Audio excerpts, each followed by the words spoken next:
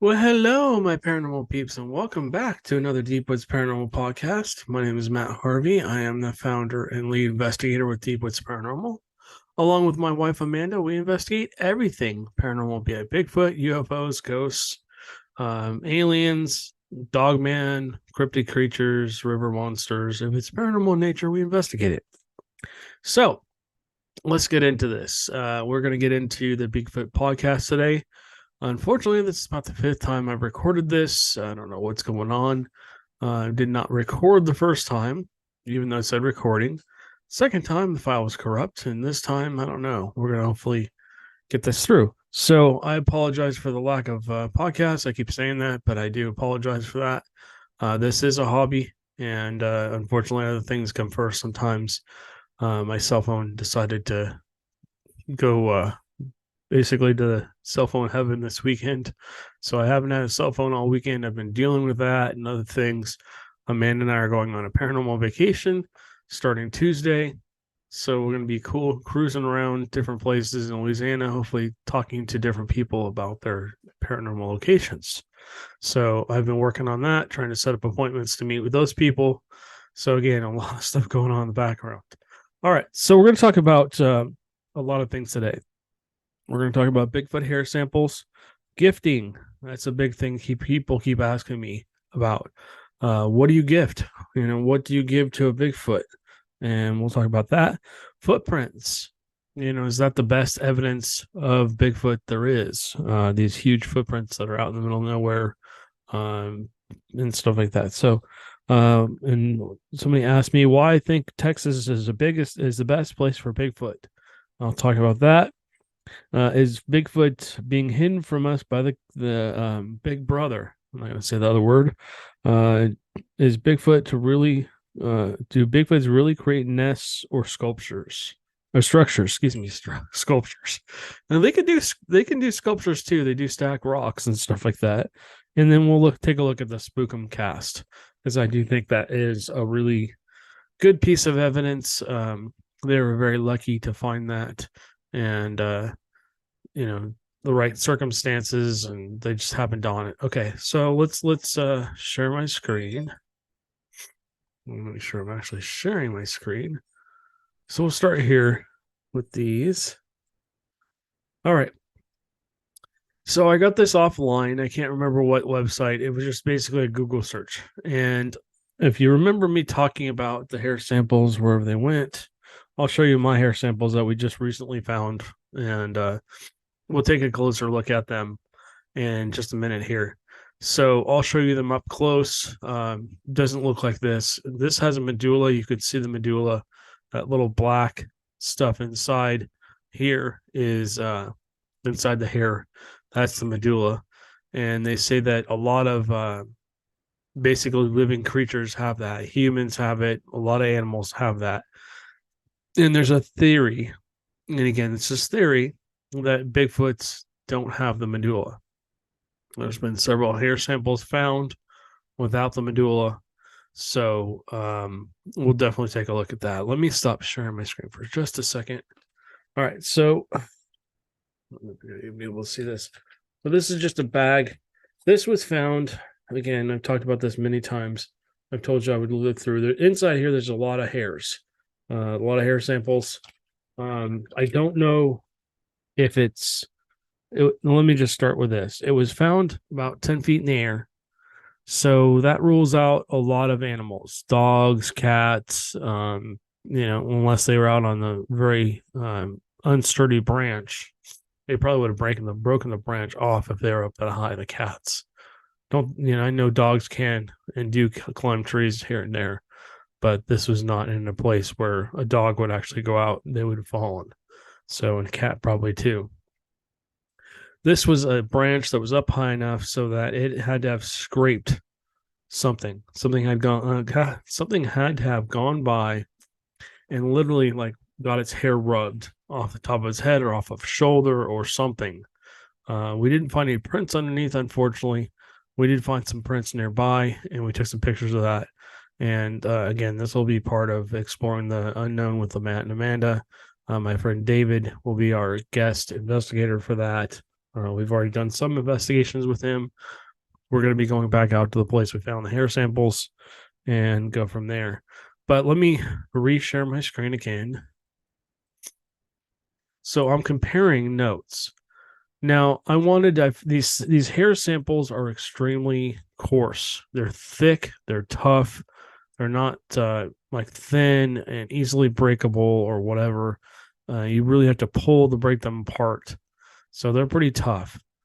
And my thinking was, okay, you got a 5-foot horse or whatever, and they've got a 3-foot, tail or whatever. Maybe they whipped some of their hair. Maybe they were trying to whip a fly off of them or something. Maybe they got hit with excuse me, let me try that again. Maybe they caught some of their hair in this tree. Not likely, but it could have been. So let me show you the hair samples I'm discussing. Let me see if I can zoom in. Unfortunately, the little microscope that I have does not zoom in far enough to see the medulla. I thought that this would be one of those ones where I could zoom in and actually get a real look at the hair and see if there was a medulla or not before I sent it out so that I wouldn't waste anybody's time. But you can see how coarse this hair is. This is one hair that splits into two, which is interesting. So I don't know. Again, I'm going to have some kind of expert come on and talk to me about this. I need to find somebody that is an expert in the hair samples that can possibly take a look at some of these hairs so I can send them to them. I can cut a couple of pieces, put them in a little baggie and ship them out and see, if they can take a look and see what they think about them. Hopefully maybe we'll do some kind of deeper dive than I can, and they'll be able to actually zoom in and see what they see. Do they see medulla? Do they not see medulla? If they don't, then we have a pretty strong case for more chances of it possibly being a Bigfoot. So let me show you the next sample. Let's see if I can get to the next picture. Here we go. So here it is, a little more zoomed out. You can see this little scale has this little microphone has a little scale down here, and as close as I zoomed into this, you can't really see. It starts to blur when I get too close. You can't really see a medulla, but you can see how thick and coarse that hair is. It's not thin; it's pretty thick. I'd like to collect a hair sample from a horse's tail and maybe a mane, and see if the hairs are close. But some of these hairs, most of these hairs actually are extremely long. They're 6, 7, 8 inches long. So they're not short. And they're kind of blackish, brownish in color. So that doesn't mean anything. But anyways, let's see if we can do the next picture. So I grabbed an actual dog hair off the floor and to kind of take a look at that. And you can't see the medulla, which is a little kind of like a vein inside the hair. But you can see the difference, how thin this is compared to whatever the other sample is. Again, I'm not gonna say it's Bigfoot, but I'm just curious to see if we can find out more and get more information. I got to go hopefully talk to somebody at Texas A&M and see if they can help us out and take a look at the samples and say, this is from this or this is from that, or I don't know. And if we get to the point where they say, I don't know, then, we possibly have a chance to say, okay, that could be something real. Let me stop sharing the screen for a second. So that's what I'm trying to do. I don't know why it's so hazy here tonight. Also, the haunted dolls, we never got to do the investigation with them. We're trying to get ready for vacation. My phone died. We had a service for it and basically put it in hell where it belonged. But my phone had bent and broken the motherboard inside. And so it was giving me problems, not doing anything, not connecting to anything, couldn't make any phone calls, and all of a sudden it just went black. Yay. So got to go out and buy a new phone. Great. Anyways, so So yeah, if you're looking at those hair samples and you're an expert and you know hair samples, please, please, please feel free to comment down below what you think it is, because I'm curious. Again, I'm not going to say it's what is or what it isn't, because I don't know. At this point, I want real answers. I want real, okay, it's this or it's that. I don't want, I think we need to really narrow it down. And if it is a Bigfoot hair, then we really need to make sure we dotted our I's, crossed our T's, because I don't want somebody being able to come forward and say, "Oh, that's this hair." You know what I mean? So yeah, I need to talk to somebody about that and see, um, and maybe I need to talk to multiple people. But anyways, I'm going to continue to share my screen. Um, we're going to go here. And this is our website. Again, people ask me all the time, how do I get in touch with you?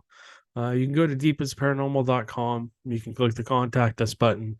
If you come in here and you leave a message, it will email me, and then usually I get your information within about 24 hours. All of our information's right here. So my phone number, my email, my personal email, all of our social links except for Rumble is in there.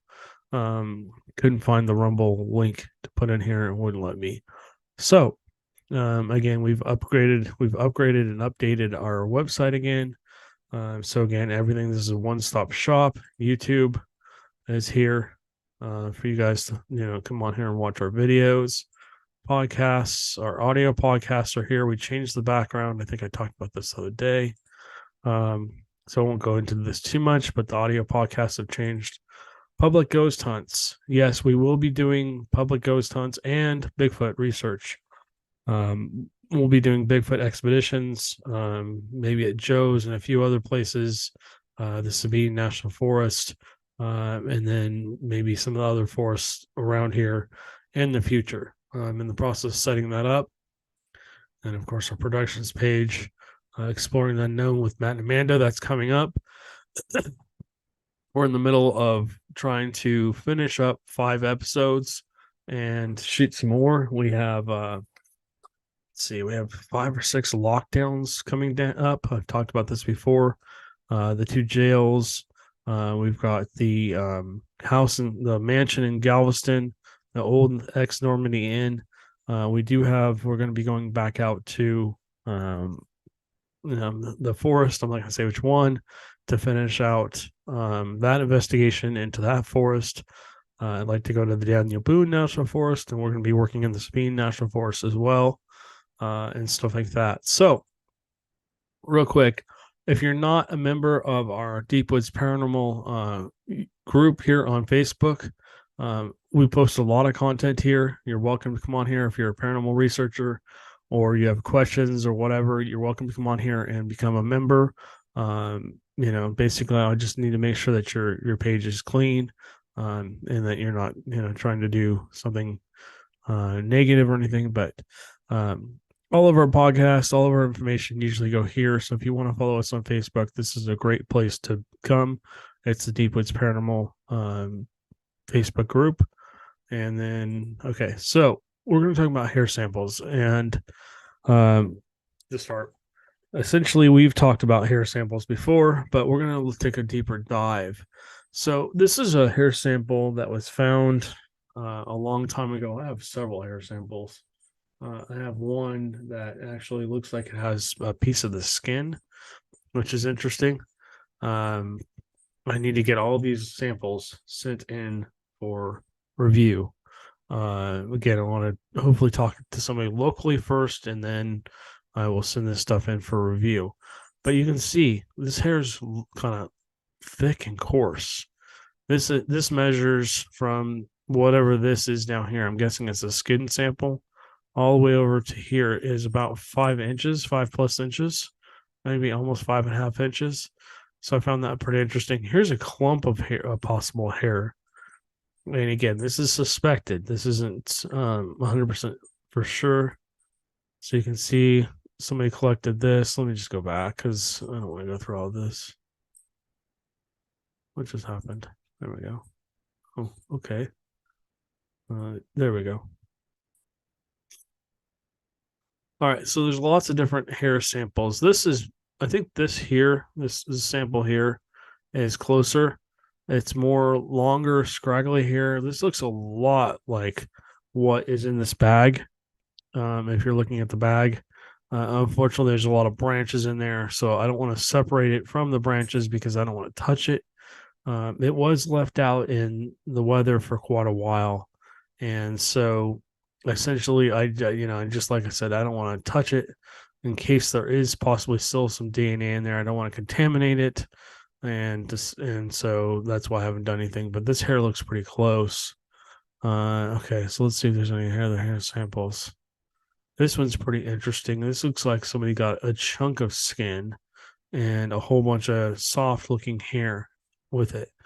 Now, my theory is there's at least four different species of Bigfoots. You got the black ones, they're usually shorter. They're normally about 7 to 8 feet tall. I think they're more commonly seen. I think they're a little bit more aggressive. They're not as afraid of humans. Um, they're usually more stocky. They're usually big and just bulky. They look like bouncers sometimes. So those are the black to dark brown ones. There's the blonde ones. They're tall and skinny usually. They're not very bulky. They are big, but they're not bulky. And they usually have more of a coned shaped head.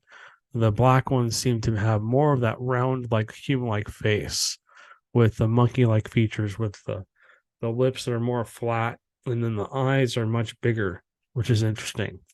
I figure that might be something they have to be able to see better. Then you have the tan ones, which are they cross between brown and blonde.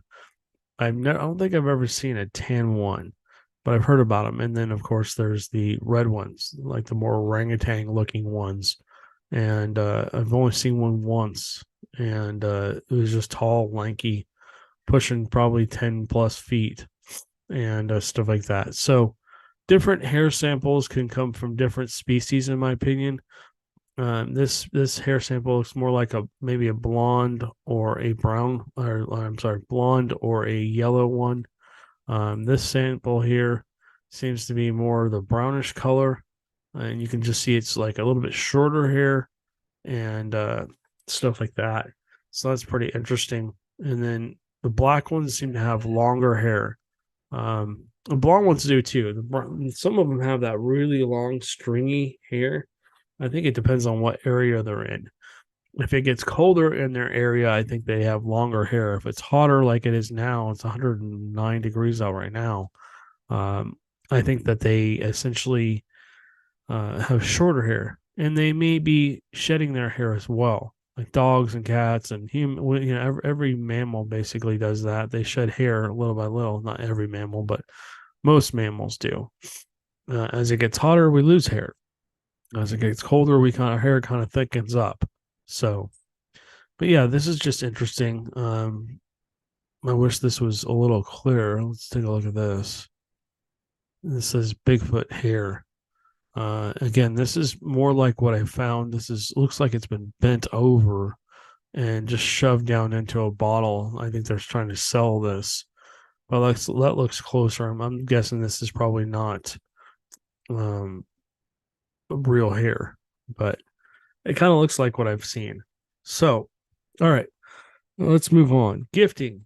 Let's talk about gifting. And I had a whole thing on this in just a second here. Where did it go? Oh, I lost it. All right. So I was reading an article about gifting, and essentially it says that you can do pretty much anything: marbles, lighters, different things like that. Sometimes people put out Christmas gifts. Sometimes people put out religious items like crosses and stuff like that. Toys, people leave toys for them. Seems like in the article I was reading, they like coins, like silver and gold coins and stuff like that, and copper pennies and stuff like that. And anything that's shiny, I imagine. Supposedly somebody left out about 150 coins, just copper pennies, so didn't cost them much, $1.50. and they let them out, and the Bigfoots took them little by little over a 2 year period, and then they started finding them within a 100-mile radius. So they left them in trees and on stumps and on different places. Um, so I don't know why they would do that, but that's, again, it's part of the study and it's part of the research that we do. Why would they come in and take something? And I think that at this point in time, I've got to do some more research into like gorillas and orangutans and stuff like that. And I want to look for similar behaviors. And if you remember, I don't know how long ago it was on the podcast that I talked about going to the zoo and seeing um I think it was an orangutan, essentially coming out and then going down, walking on 2 feet, and then going down to all fours, and then laying down and crawling on its tummy. I'm like, holy crap, I've seen that before. And it's just like, oh, that's Bigfoot behavior. So I think that maybe they have a lot of the similar behaviors. And that kind of ties into the Spookum cast. We're going to jump to the bottom of what I was going to talk about, and then we'll come back up here. So this is the Spookum cast. I don't know if I can make that any bigger. We'll just see. So essentially what happened with the Spookum cast is a Bigfoot. You can kind of see it here. They did measurements. They did a really good job of documenting this. They have the actual coordinates of where this happened. And they basically laid out where they think everything happened. They think the Bigfoot kind of like, they think the Bigfoot, sorry, they're in a mood today, these dogs. Um, they think that it just kind of lay down on its side and kind of stretched out and curled up into like a side sleeping position. And maybe it was sitting there watching them. We don't know. But they essentially found this cast. And let me look at different pictures here. So this is basically what they casted. They actually had plaster casting. This is not a clear picture, but this is more close. Here we go. So this is what it looked like. And from this, they basically were able to cast it and figure out where things kind of were. You have two buttocks, you have the heel, you have a heel, you have another heel. I don't know why they have three heels. So maybe this is one foot and this is the other. And then you have a hand, a wrist, a forearm, and an elbow. So basically, maybe it was laying. See, this doesn't make any sense. I don't know how they classified this. You have buttocks, buttocks, thigh. So basically, it was laying like this. It was laying on this side, and then the heels were curled up, and then maybe it moved a couple times to different positions, and that's why you get this whole setup. But the fact that they captured this is amazing. It's a great print. Let's go back to this because it'll make more sense. This looks like it's been flipped. If you look at the casting down below here, and if you're just listening to the podcast, you can come back on here and watch the video podcast and be able to see it's on a Rumble or a YouTube page, link down below. Anyways, you can see, that basically when they poured the casting, it essentially flipped when they pulled it out. The casting is going to be opposite of the way the animal actually laid. And from, the look of it, if you look at Patty, she looks more like a giant gorilla than anything else. She doesn't really look like an orangutan or anything, but she does have human-like features. So there's a lot of talk about where Bigfoots came from. Are they ancient man species? Are they some kind of gorilla that we just don't know about, and stuff like that? Were they created by by Big Brother? So let's talk about that too, because somebody asked me about that. Is Bigfoot being hidden by the government?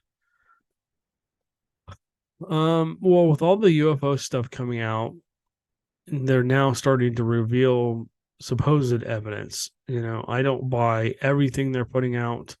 I think that they're basically with UFOs, they're basically telling you some things and not telling you others, and maybe they're trying to mislead you.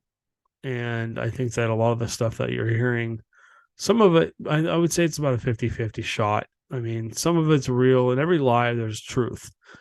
In every truth, there's a lie. So, I mean, you have to kind of just make up your own mind of what you think is really going on. I mean, they're never going to tell you the real story.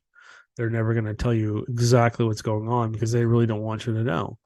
That's their job, is to basically keep us confused and stuff like that. So, do I think the government's hiding? I'm sorry, Big Brother is hiding Bigfoot.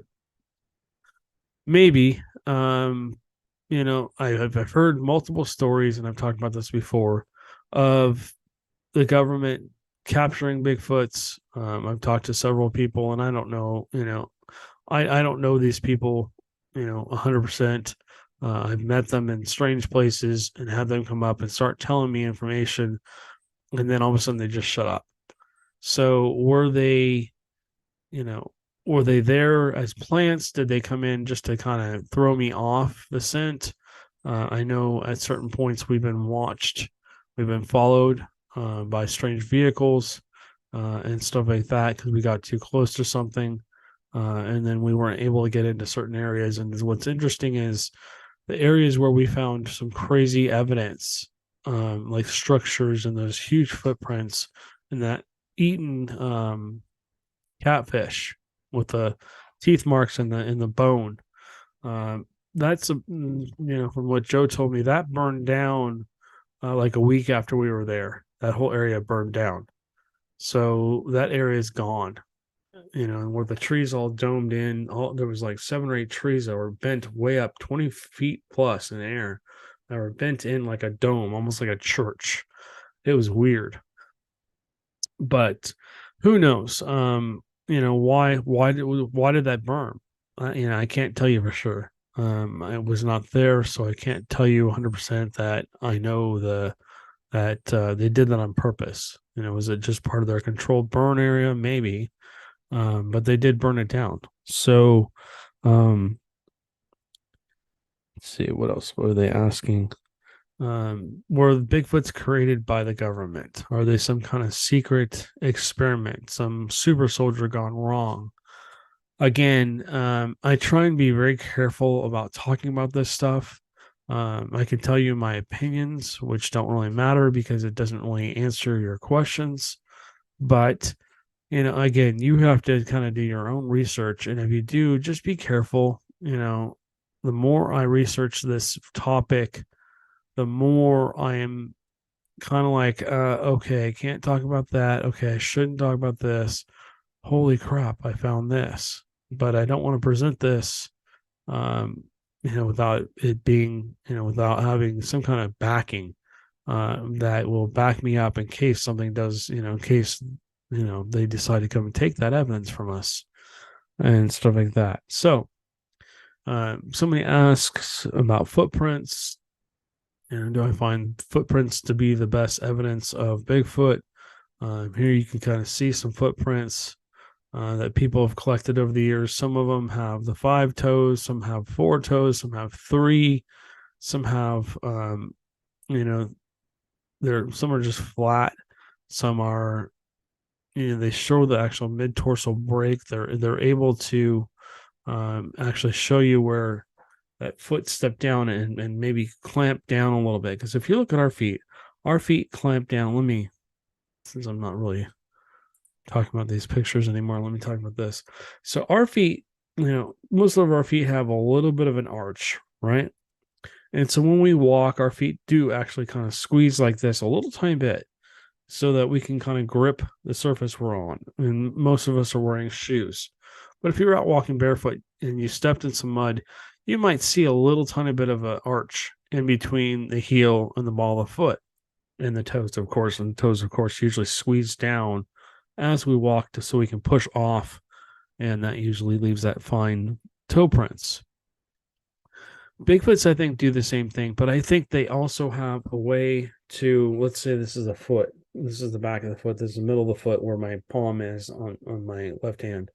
I think their feet can also hinge up in the middle. I do think that they have a mid dorsal break that goes both down and up somehow. And I think they're able to maybe flex their feet a little bit more like a gorilla or an ape or something like that, some kind of a monkey.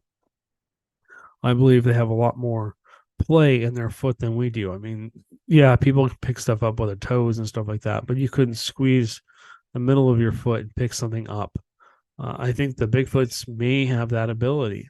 I think their feet, are more like ours, but they actually have more flexibility in their feet. So sometimes when you see a print on the ground, you'll see like a little bump in the middle, or you might see a crease in the middle of that footprint, and that's what they call mid dorsal break. And I believe that when they step in, they hit heel first, and then they kind of squish their foot down, like I was talking about before, where humans kind of clamp. But I think they may clamp down a little more, and so the ball of the foot and then the toes.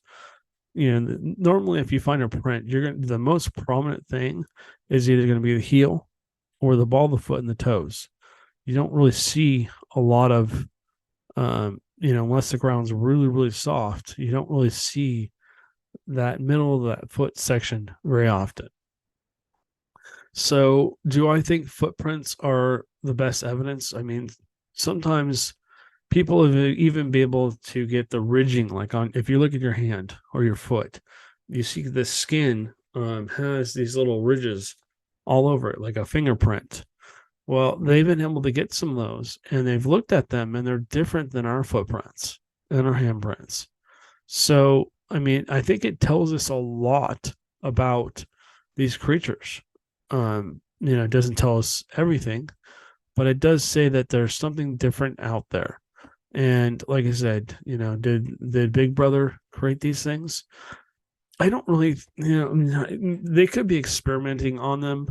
They could be capturing them. I know, I've heard they've killed what they call nuisance Bigfoots, and before, where they basically will go into an area where Bigfoots are really being active, and they'll kill them and remove the bodies.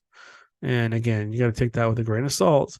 It's just stories that I've heard. I mean, it's just I get a lot of information shared with me, but I don't. These people don't want to be recorded. They don't want to be on film. They don't want their story out there. They just want to share with me. So I'm allowed to essentially. That's a little Miss Tink wobbling in here. Essentially talk about that. That's all I can do. I can basically just share their story with you. I can't give out any names or anything like that. So, because it was done under anonymity. Excuse me, I can't even talk tonight. So yeah, I do think that footprints are a key thing. It would be nice if we could find some kind of handprints. We do find hair samples. Now we found the Spookum cast where something laid down. Bigfoots do go on all fours quite a bit. They look like a giant bear, and sometimes they will lay down on their stomachs and do the army crawl as well. Like if they're creeping, they'll come in, they'll lay down on all fours, and they'll kind of take a look. And then if they think they need to get down even lower, they can get down lower. They'll get down on their stomachs and look out and see what's going on. So that's why you don't see them a lot. And, when people say, "Oh, it just disappeared," well, probably more than likely what happened was it was standing and then it just dropped down behind something. I've seen Bigfoots drop down behind trees and in behind trees, excuse me, or lay down on all fours and just take off. They're extremely fast that way. So, okay, let me see what else we were going to talk about today. Okay. So there's a couple here. We'll save the Texas thing for last. So, do I really think Bigfoots create nests and structures? Yes, I do believe that they create structures. I'm not so sure about nests, although they've been finding quite a few of them now, especially because the shows kind of shed a light on that. I don't really think people are going to go out into the wilderness and sit there and try and make a giant bird's nest and then claim it to be a Bigfoot site. I really don't. I don't think they're going to take the time to do that. I think that's very, very involved. That would take days probably to do right. And, and somebody could be out there, oh, look, man, I can do it in like 3 minutes. Who knows? You got a pile of sticks and you just start weaving it around and stuff like that. I have seen mini structures. I've seen many, many structures, and where they basically have taken a tree and they bent it over, and then they stack broken off branches and tree trunks and stuff like that. Not big ones, but usually small, 1 to 2 inch tree trunks against that, and then they'll weave like live branches through it if it's in a thick area, and they'll create a blind. I've seen that. I've been behind it. If you've watched our YouTube channel, especially at Joe's, you've seen that back at Black Star Canyon. They didn't even have to weave anything. They basically kind of cleared out a space between some bushes and climbed in there. And I think they were using that to watch as people walk by. Maybe even bedding down in there. You could have walked right past it, and nobody would have known they were there.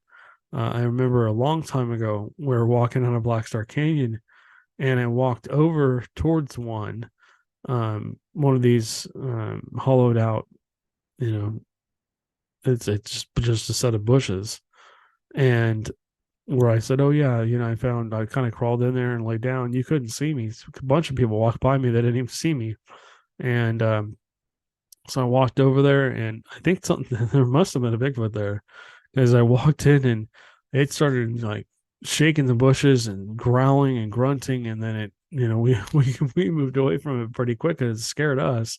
We didn't know what it was, but yes, I do believe that they really create structures.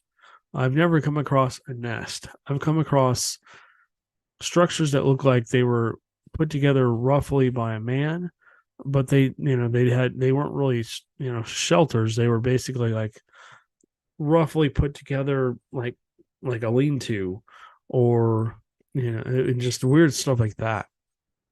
And so again, that area where we found those lean-tos and the fish head and the trees that were all domed up about 20 feet up, or they're all bent in towards each other, we found that that was burned down a couple weeks after we shot the video from there.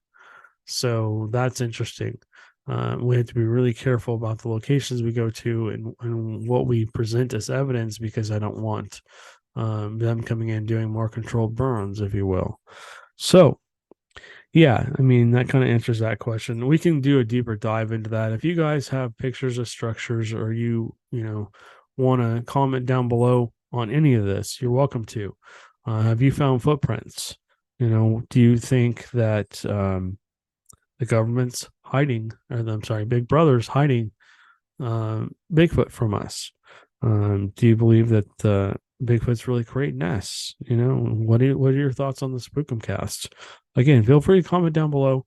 Just be polite, respect other people's opinions. This is all theory at this point. There is no it is or it isn't. So, have you ever done any gifting? Have you found Bigfoot hair samples? What have you done with them? And so I'm going to save this last one. And we'll talk about this in a second. Why do I think Bigfoot is the best place for Bigfoots? Okay, so let me share my screen again. We'll go back to here. Let me share this. Let me open up a new window. Go into Google. Move me out of the way. And when you get in the right map, and we'll look at maps. Okay, so let me switch this over to terrain, and I will zoom back out. Okay, so if I zoom out, you can kind of see some of the pins I've dropped. I've been trying to drop pins basically throughout the US. So this is these maps up here are incomplete. There's probably a whole bunch more pins that need to be dropped in here. And these little blue pins, this is Washington, Oregon. You got Montana and Idaho, because this is a hot spot for them as well. I mean, this area, I mean, if you put all this area together and maybe part of California and part of Nevada, you'd have Texas. So, there's probably a lot more sightings in here that I don't have pinned. And some of these pins that you see on the map, there's multiple sightings at these locations. And so it just wasn't worth it to drop every single, sighting on a pin. So, anyways, this kind of gives you a general area. So, imagine this is about the size. So let's go scoot down. So, this area is about the size of Texas. You can see how many pins there are just in this area. So, let's go back to Texas. If my pins will pop up, this is not all of them by far. I don't know why the pins aren't popping up. There's a lot more. We're missing pins. Anyways, this might be, I don't know what pins are on here.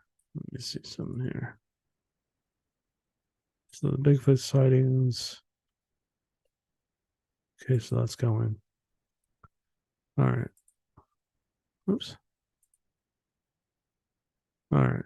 So don't want to show any of that. All right. So let's just look at, if we cut Texas in half, let's say from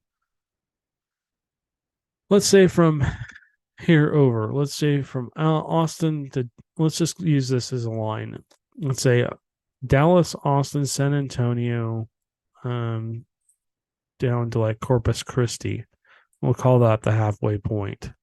So if you come in here, you can already see there's a lot of pins. I have more pins probably dropped in Texas than I had anywhere else. I had a lot in California too, and not this many. So, I mean, this is why. And I'm missing, honestly, this, I've talked about this before. This whole section, I'm researching this area from Waco to Brenham to Austin.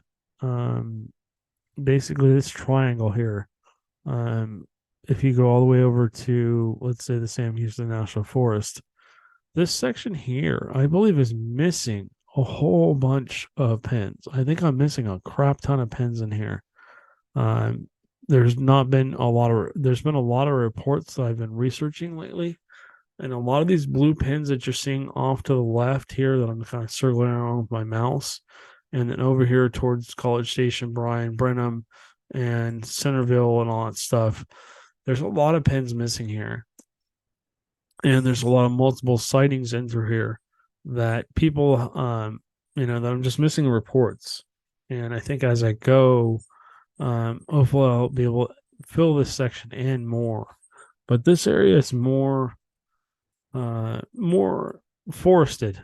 There's not a lot of stuff out here. There's roads and there's little towns that are kind of becoming bigger towns. Of course, Austin's pretty good sized, but these little towns out here, there's not much out here. I mean, it's a lot of forest, a lot of open land. You got Smithville down here, which is an older town, which is kind of big.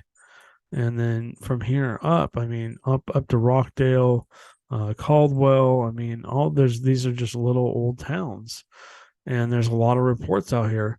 And then you come up here, and you get, of course, the Brazos River that comes through here, and stuff like that. You got Navasota.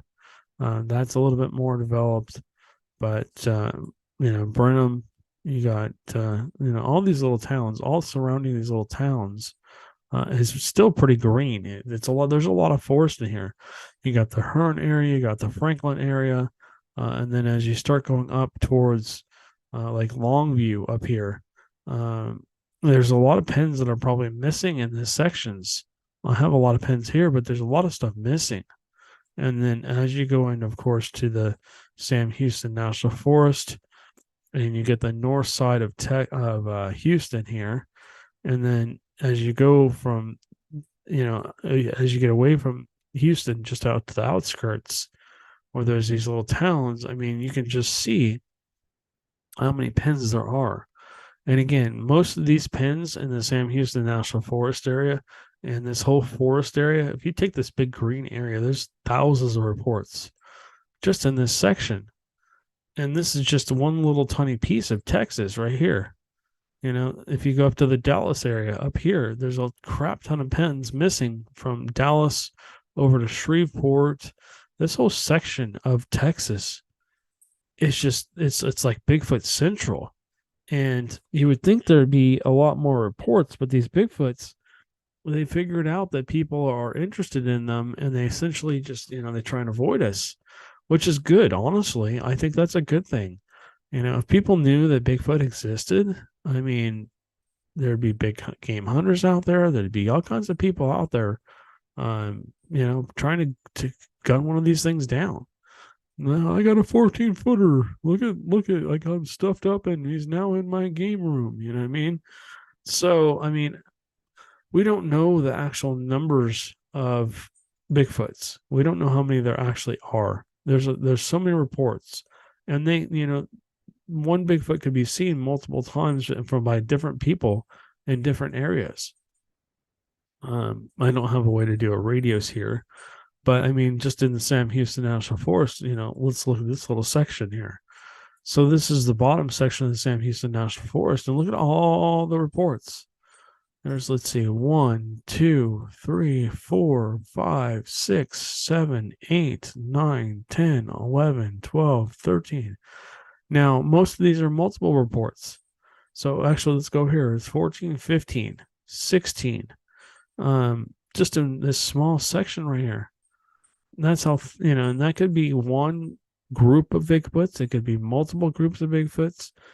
This is not a small area, but it's very forested. It's very secluded. Yes, there's homes in here, but you have to have basically had your home here since way back in the day. You've had to have owned this land from a long period of time, because if you didn't own the land, essentially, you can't just come in here and buy a chunk of land unless it's, unless the government somehow for some reason is giving it away, or somebody has to be selling their land, which is doesn't happen very often. Usually it gets handed down from generation to generation. So that's why I think Texas is just such a hot spot for Bigfoots. Now, I mean, if you take Texas, Louisiana, Arkansas, Oklahoma, into Kansas, into Missouri, New Mexico, not so much. But this section, I mean, if you cut this section out, even in Mississippi and Alabama, as you go towards New York, this section of the United States is just a big time hotspot for Bigfoots.